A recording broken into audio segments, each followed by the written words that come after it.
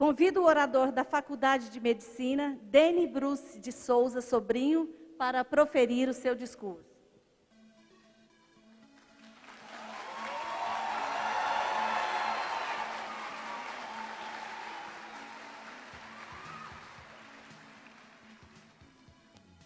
Senhores e senhoras, boa noite.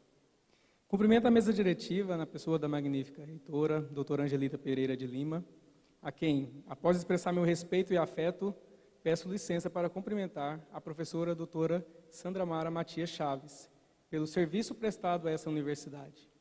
Recebo, professor, em nome da comunidade, em nome dos acadêmicos de medicina, o nosso apoio, apreço e gratidão.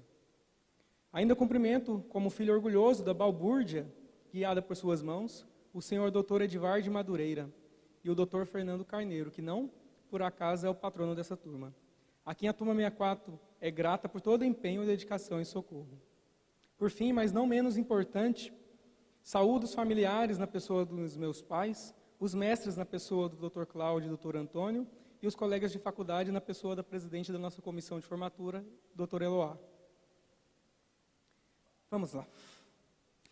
A verdadeira coragem é ir atrás de seus sonhos, mesmo quando todos dizem que ele é impossível. Cora Coralina. Nesse momento em que um ataque cardíaco supraventricular, sem sinais de instabilidade, me atinge, em que sou dominado por taquipneia, sudorese, tremores e uma sensação de morte iminente, calma que eu espero que não seja uma crise de pânico, decidi dividir com vocês esse momento em 3 partes. Inicialmente, a minha e a nossa gratidão. Obrigado àquele que, por mais graça do que mérito, nos concedeu a honraria do saber e a oportunidade de ser para os outros, que nos chamou a um sacerdócio e nos elegeu entre tantos para essa tarefa. Aquele que conhecemos como Deus, Alá, Eloí, Teus, Mauá, Zumbi, entre tantos nomes, nossa gratidão. Gratidão também, nossa família, amores e amigos, aos presentes e os ausentes. Ausentes não apenas aqui nesse espaço pequeno e limitado, mas especialmente aqueles precocemente roubados do nosso convívio nesses anos. Fica aqui o nosso reconhecimento. Tenham certeza, doutora Amanda Ramos, doutora Fernanda, doutor Frank, doutora Júlia Caetano, doutor Cleverton, doutor Paulo Vitor, que vocês são acompanhados, protegidos e guiados por eles de algum lugar ainda inacessível a nós.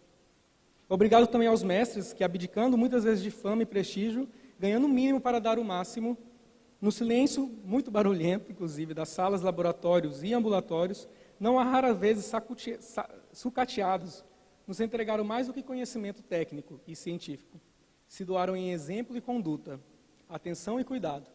De forma especial, obrigado aos mestres homenageados, Dr. Marcelo, Dr. Jofre, Dr. Cali e os nossos professores da mesa, por serem para nós o ápice de referência de profissionais. Em vocês se cumpre o juramento de Hipócrates e os conselhos de Asclépio.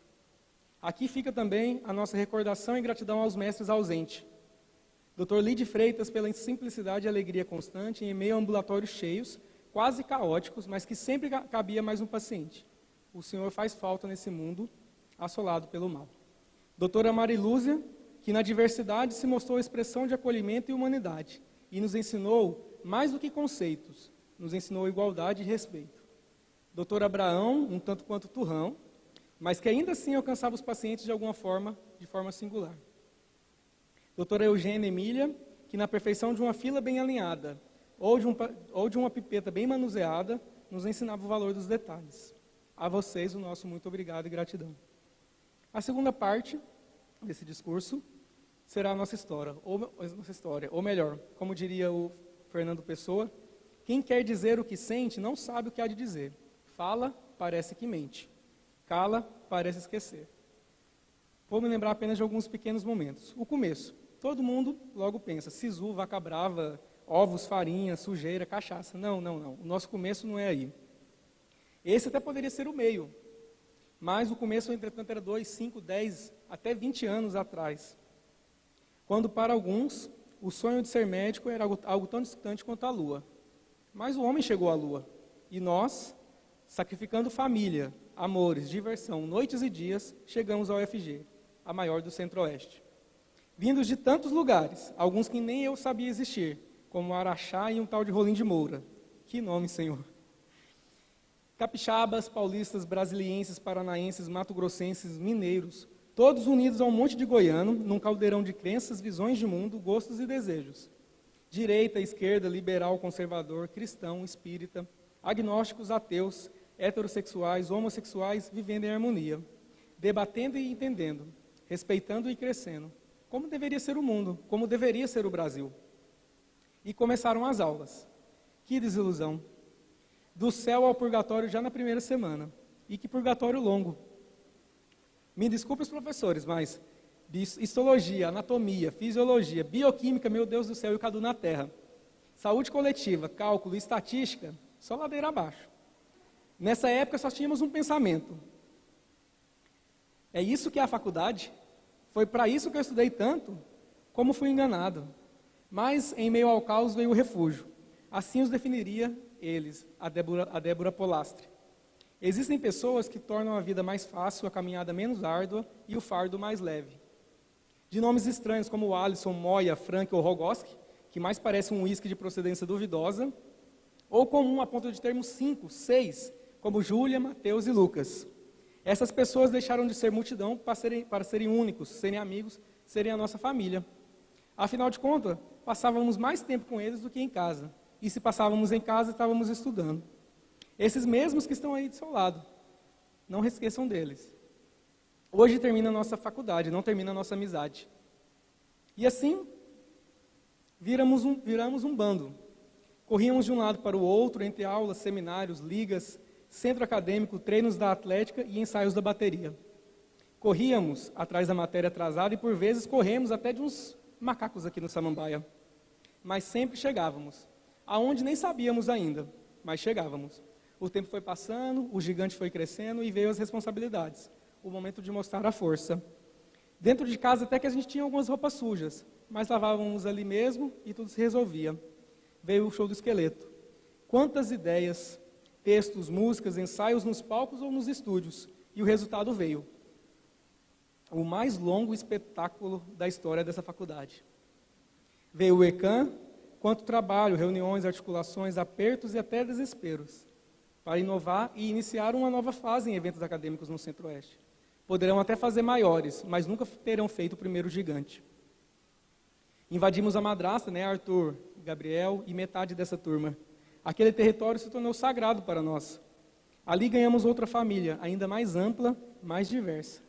De ensaios no Serra, passando por reuniões decisivas, especialmente resenhas, em todos os bares, botecos e casas possíveis dessa Goiânia, fomos plantando conquistas e construindo vitórias. Na Atlética também não foi diferente. Ali tínhamos muito o que fazer e mudar, quebrar um monte de paradigmas e construir um novo.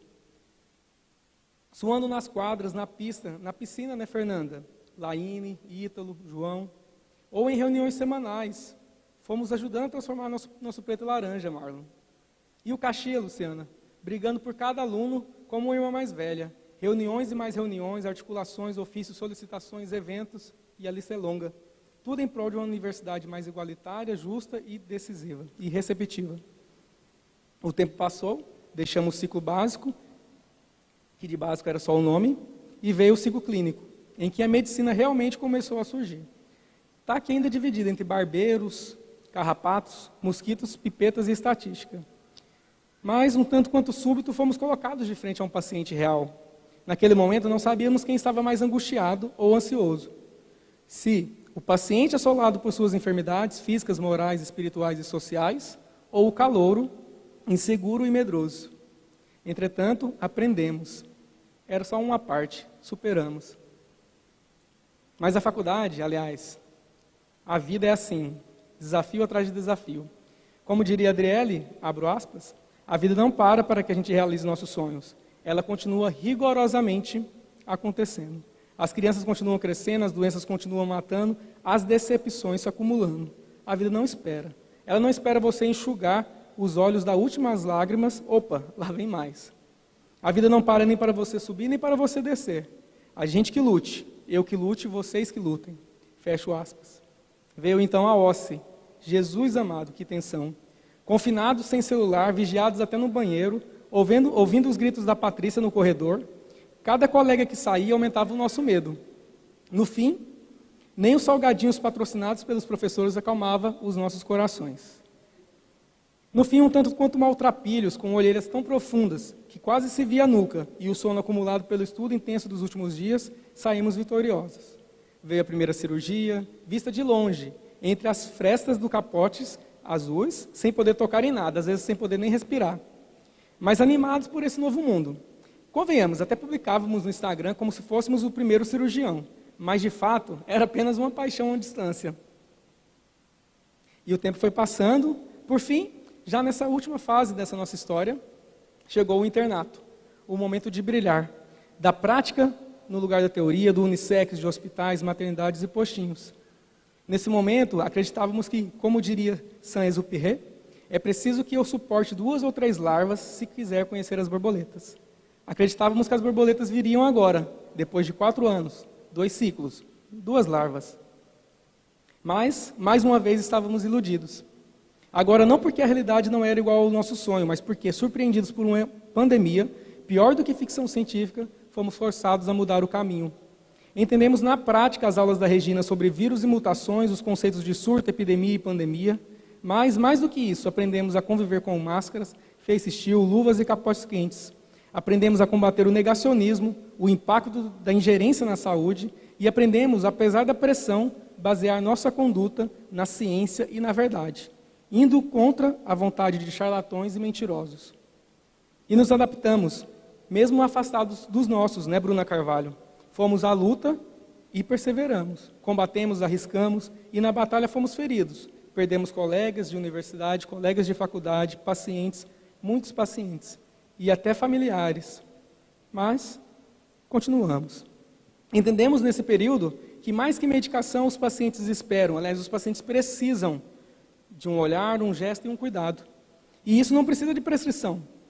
Percebemos que o sorriso pode vir junto ou até no lugar do soro, a delicadeza no lugar da dipirona, a bondade no lugar da bezetacil, o amor no lugar da morfina e o afeto no lugar da adrenalina. Como diria o professor Porto, o médico como remédio. Mas, por falar em poeta, o tempo não para. Né, doutor Paulo e doutora Isadora, que me deram pouco tempo. Chegando já ao final dessa fala, como um dos tios dessa turma, deixo aqui alguns conselhos aos colegas de profissão. Aliás, o primeiro conselho nem é meu, é do Humberto, do doutor Humberto Furtado. Abro aspas. Nunca ache que é tarde para mudar caminhos, refazer escolhas. Nossa felicidade é mais importante que as expectativas que as pessoas têm ou as expectativas que a gente acha que eles têm. E outra coisa, a gente tem uma força inexplicável para superar qualquer coisa. Fecho aspas. Não tenham medo de ser diferente, de fazer diferente, de mudar o caminho. Nem todos têm o mesmo caminho de vida. Uns se realizarão na residência, outros no postinho, no plantão, na gestão, no exército. Alguns em um negócio próprio. E, quem sabe, terá até aqueles que viverão na praia vivendo de sua própria arte. É fato que escolhemos a mesma graduação, mas não precisamos ter o mesmo destino. O último conselho, para terminar, era da doutora Daniela Padilha.